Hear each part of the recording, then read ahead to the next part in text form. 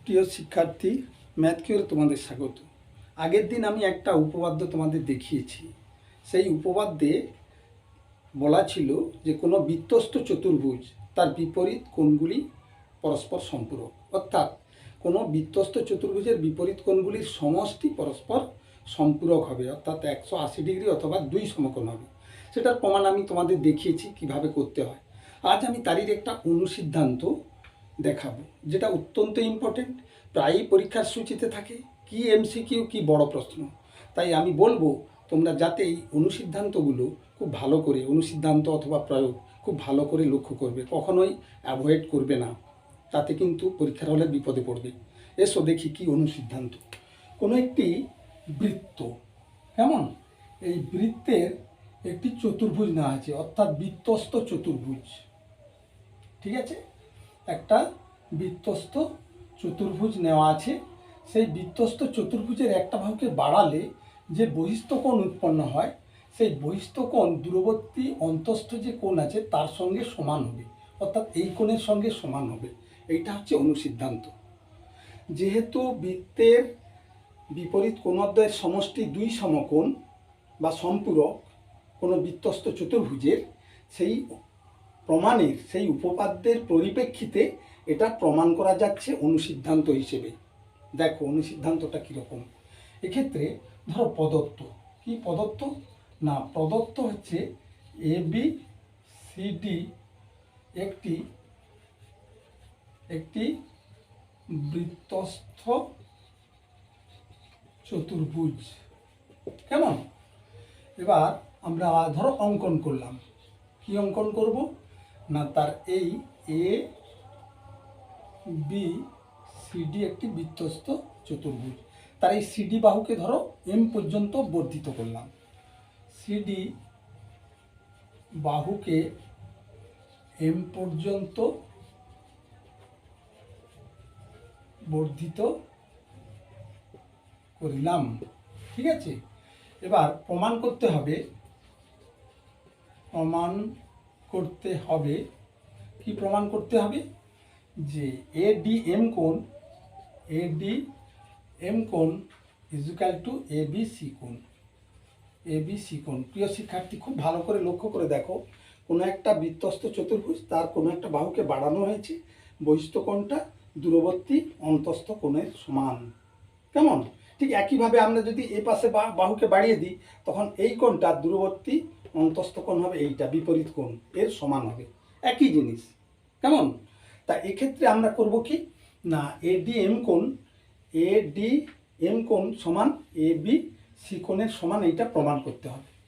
এবার অঙ্কন হয়ে গেছে, এবার প্রমাণ কিভাবে প্রমাণ করব না, দেখো প্রমাণে এ বি সি ডি বৃত্তস্থ চতুর্ভুজের সিডিকে এম পর্যন্ত বর্ধিত করা হয়েছে। কেমন, সুতরাং এডিএম কোণ যুক্ত এডিসি কোণ ইজুকাল টু, মানে এই পুরো কোণটা এক সরল কোণ সমান 2 সমকোণ। কেমন, আবার এডিসি কোণ যুক্ত এবিসি কোণ সমান সম্পূরক কোণ সমান 2 সমকোণ। ইতিমধ্যে আমরা প্রমাণ করেছি। সুতরাং কি হবে, এডিএম যুক্ত এডিসি ইজুকাল টু এডিসি যুক্ত এবিসি। যদি এই দুটো কোণের সমষ্টি 2 সমকোণ হয়, আবার এই দুটো কোণের সমষ্টি 2 সমকোণ হয়, তাহলে এই দুটো কোণের সমষ্টি ইজুকাল টু এই দুটো কোণের সমষ্টি, আমরা সেটাই লিখেছি। বা এডিএম যুক্ত এডিসি, এবার এখানে আছে এডিসি, তাহলে রাইট থেকে লেফটে নিলে মাইনাস হবে, minus ADC equal to ABC. ABC আমরা ওই রাইট সাইডেই রাখলাম, তাহলে এডিসি প্লাস এডিসি মাইনাস কেটে গেল, তাহলে থাকলো কি এডিএম সমান এবি সি কোণ।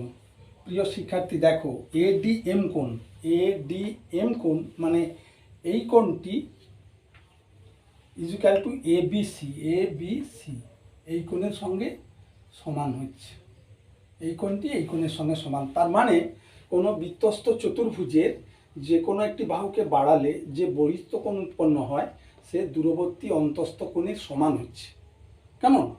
তাহলে এই অনুসিদ্ধান্ত থেকে এটাই প্রমাণিত হয় যে যে কোনো চতুর্ভুজের যে কোনো বাহুকে এদিকে বাড়ালে এই যে বহিস্থ কোণ সে দূরবর্তী অন্তস্থ এই কোণের সমান হবে। সুতরাং দেখলে যে প্রত্যেকটি উপপাদ্যের প্রত্যেকটি প্রয়োগ এবং অনুসিদ্ধান্ত আমাদের ভালো করে নখদর্পণে রাখতে হবে, না হলে কিন্তু পরীক্ষার সূচিতে দিলে আমরা সমস্যায় পড়ে যাব। কেমন? আশা করি ভালো করে A to Z দেখবে এবং প্র্যাকটিস করবে। অবশ্যই সাবস্ক্রাইব করতে ভুলবে না এবং বন্ধুদের মধ্যে শেয়ার করবে, এবং আশা রাখছি যে তোমরা সকলে লাইক করবে। কেমন? আজ এই অবধি। আজকে পরে আবার নতুন একটি উপপাদ্য নিয়ে সহজ সরলভাবে তোমাদের সামনে উপস্থিত করব। Thank you.